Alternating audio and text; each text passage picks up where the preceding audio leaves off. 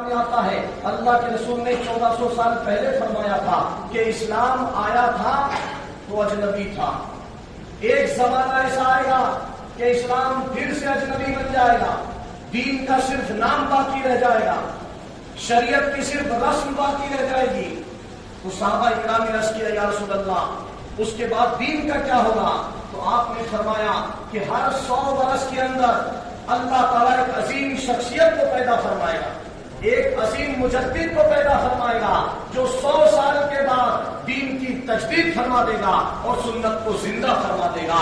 جب اعلیٰ حضرت نے اس دنیا میں آپ نے جنم لیا 1856 کے اندر، آپ نے بریلی کے اندر جنم لیا، اور یہ دور فتنوں کا دور تھا۔ ایک طرف ہندوستان ایسٹ انڈیا کمپنی اور برٹش گورنمنٹ کی وہ غلامی کے پنجے میں جکڑا ہوا تھا، ایک طرف کمیونزم کا فتنہ تھا، ایک طرف سوشلزم کا فتنہ تھا، اور ان سب سے بڑھ کر مسلمانوں کے ایمان کے اوپر الغار کی جا رہی تھی۔ کہیں وہابیت کا فتنہ سے دی اور بندہ ہے تنہا شہا، تم پہ کروڑوں درود، کعبے کے بدرود تجا تم پہ کروڑوں درود، طیبہ کے شمس الضحا تم پہ کروڑوں درود۔ آپ کے علم کا کیا مقام ہے میرے بھائیوں؟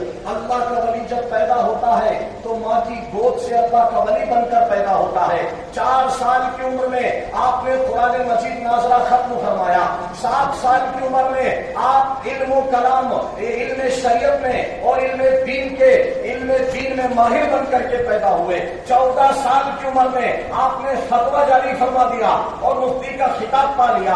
آپ کی عمر جب 20 سال کی ہوتی ہے تو تاریخ بیان کرتی ہے کہ 56 سے زیادہ علوم و فنون پر آپ کو مہارت حاصل تھی۔ اللہ اکبر! وہ فتنہ تھا کہ آپ اسٹرونومی کے ماہر تھے، آپ فلسفی کے ماہر تھے، آپ علم شریعت کے ماہر تھے، آپ علم حدیث کے ماہر تھے، آپ جو ہے علم قرآن اور علم تفسیر کے ماہر تھے۔ آپ نے کنز الایمان کا ترجمہ لکھ کر عالم اسلام پر وہ احسان عظیم کیا ہے۔ جب قرآن کا ترجمہ بگاڑا جا رہا تھا اور نئے نئے فرقے وجود میں آ رہے تھے، آپ نے کنز الایمان کو تحریر فرمایا۔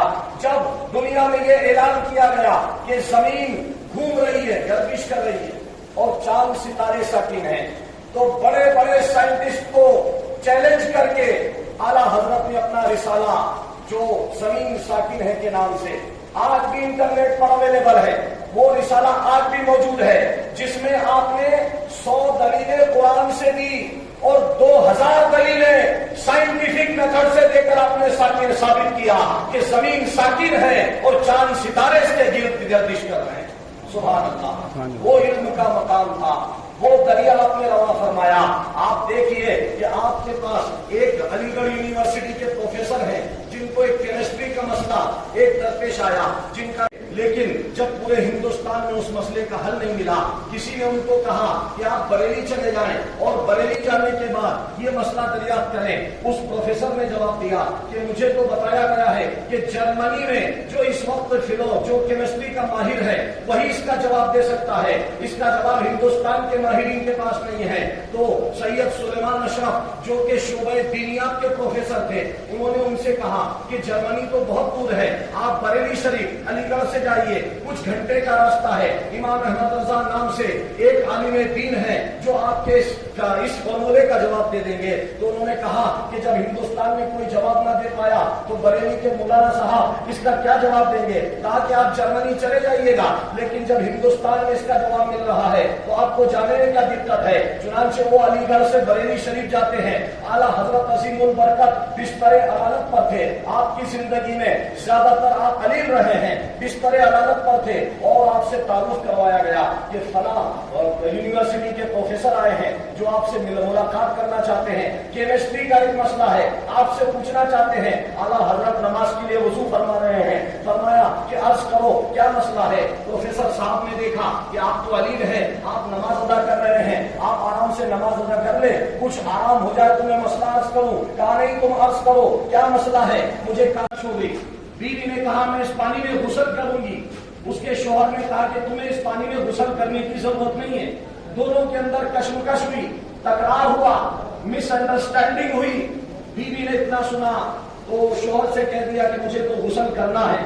شوہر نے کہا کہ اگر تو نے اس پانی میں غسل کیا تو تجھ پر 3 طلاق۔